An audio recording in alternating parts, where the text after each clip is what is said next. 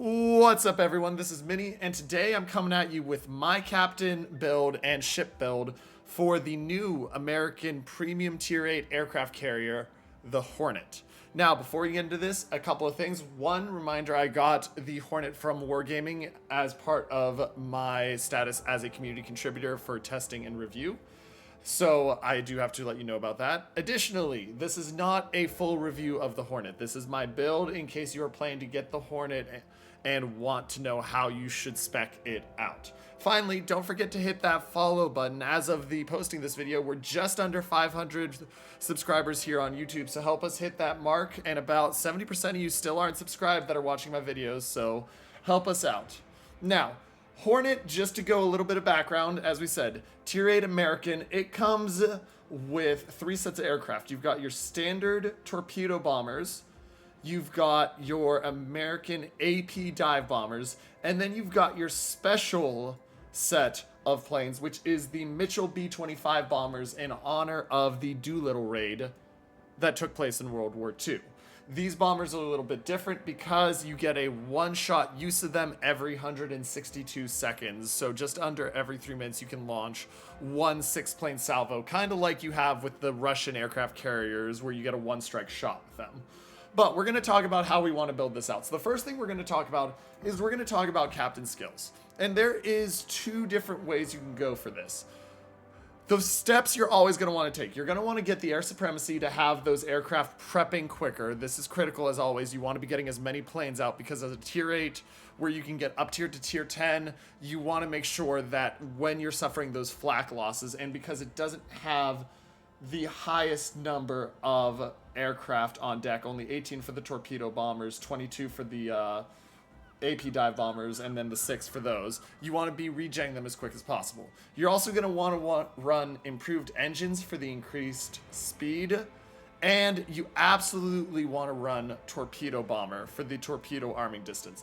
This brings your arming distance down to 325 meters, which makes it really easy to not only hit DDs with these, but also the more agile cruisers and even battleships that are trying to turn are still likely to take most years because it is such a low arming distance.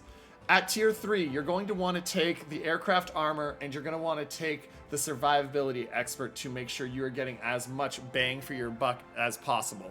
This is one of those situations where having a captain that has the improved survivability expert for your carrier is a really big bonus to be able to bump that up just a little bit because every bit of health counts. Now, at tier 4, you want to take proximity fuse for the 10% torpedo protection negation because your torpedoes are your main source of damage besides the Douglas Doolittle raid bombers. And then you're going to want to take bomber flight control to get your bombers faster.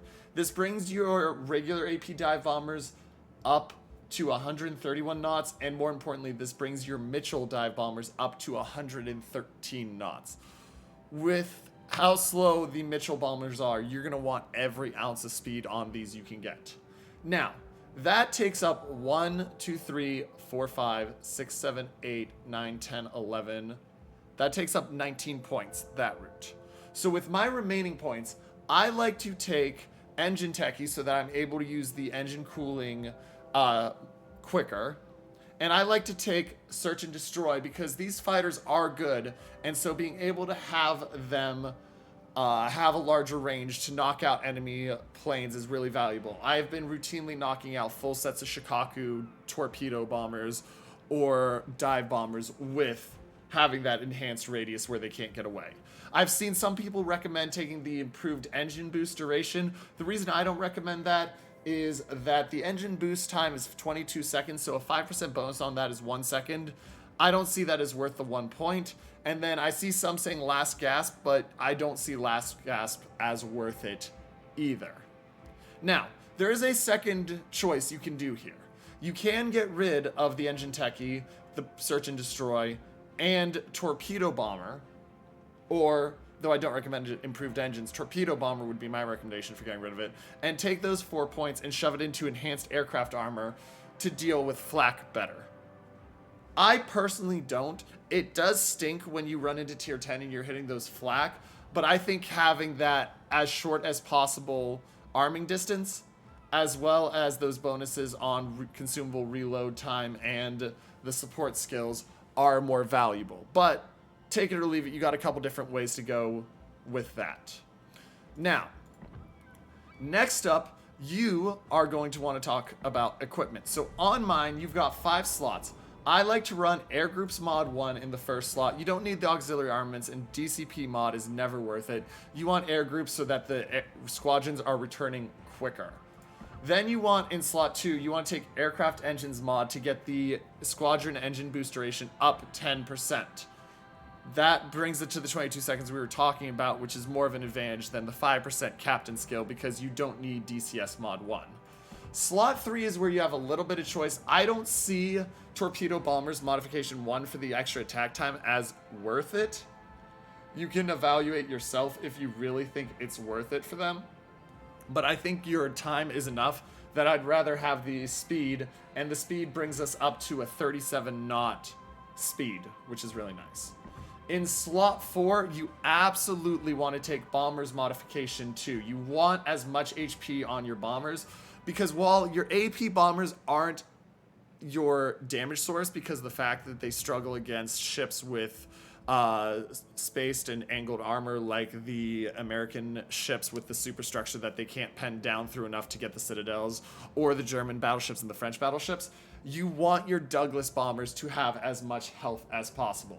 It's far more worth it for, sorry, not Douglas, Doolittle bombers to have as much health as possible. It's worth it to have that over torpedo bombers having the extra health.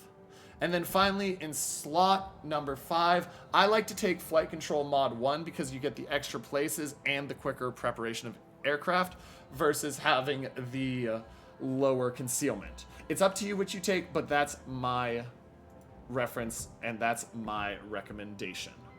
Finally, let's talk about the exterior. For the camo, you are completely fine with the base camo. It gives you the standard permanent camos. I wouldn't be surprised if we see another camo added for it at some point, but they are fun, and both the camos look great. Standard camos in terms of how much they give you on post-battle service and XP per battle. If you're looking for more because you're grinding a captain, of course, grab something else, but other than that, you're fine. Flags, real quick, if you have any flags that give you bonuses, take them. Otherwise, choose the flags that make you happy. And finally, in signals. In combat, you're going to want to take the full 8 if you're going into a ranked situation or such. So you want to take the India X-Ray and the Juliet Whiskey and the Victor Lima to get that increased chance of flooding and that increased chance of fire. This brings your B-25 bombs up to a 43% chance of causing a fire. And with 24 bombs being dropped, you can really start some fires. And if you've timed the DCPs well enough, you can get some perma-fires going there. This also brings your torpedo bombers flooding chance up, which is also always valuable. I like to have the reload time of ship's consumables, but that one you don't need to take if you don't want. Ship speed, absolutely worth it, along with having the ability to recover more HP for the squadron. Finally, I take flooding recovery and fire extinguishing time just in case, because of the fact that you're dealing with 50,000, which is on the low end for a tier 8 CV, so making sure that those aren't going on for long is good. Economic and special signals mount at your own discretion. It's tier 8, so it's not as good as if it was a tier 9, but you can still get some really good economic and special bonuses from that. Consider it, make up your mind, your choice. Anyway, guys, I hope this helped. Don't forget to hit that like button, leave me a comment telling me if you're getting the Hornet, and make sure to subscribe to help me keep making more great content. This is Minnie, signing off.